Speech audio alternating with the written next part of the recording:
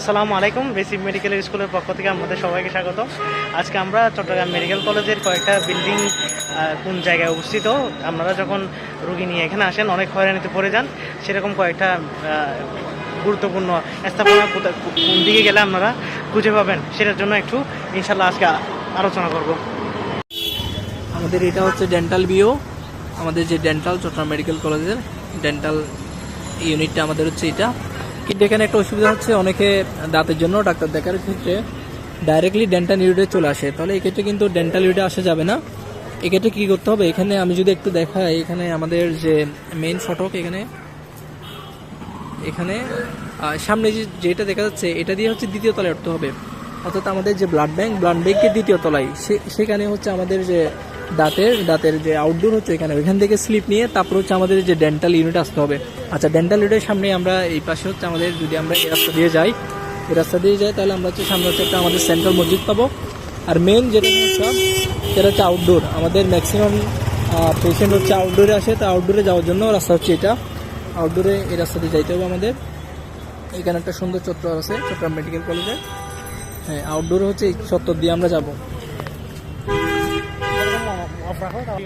আর এটা হচ্ছে আমাদের আউটডোর। এই আউটডোরের এখানে কয়েকটা হচ্ছে এখানে কাউন্টার আছে, কাউন্টার থেকে হচ্ছে টিকিট নিতে হবে। টিকিট নিয়ে হচ্ছে বিভিন্ন ওয়ার্ডে তো আপনার এখানে পেশেন্ট দেখা হয় আর কি আউটডোরে।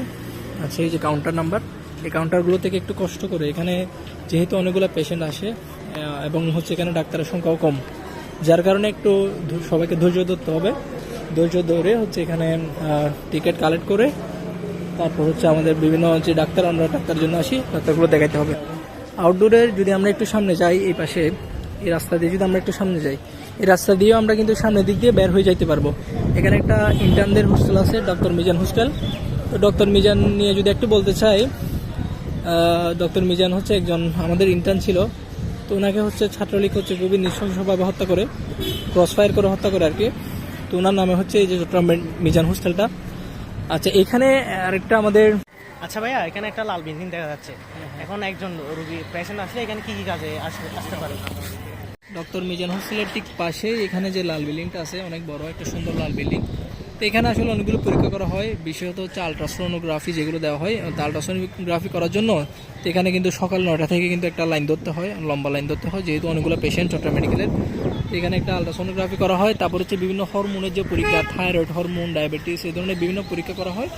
এবং এখানে কিন্তু খুব অল্প টাকায় খুব ভালো পরীক্ষাগুলো কিন্তু খুব ভালো হয় আর কি, বাইরের তুলনায় এখানে পরীক্ষাগুলো খুব ভালো হয়। তারপর হচ্ছে এখানে এমআরআই, সিটি স্ক্যান এগুলোও কিন্তু করা হয়।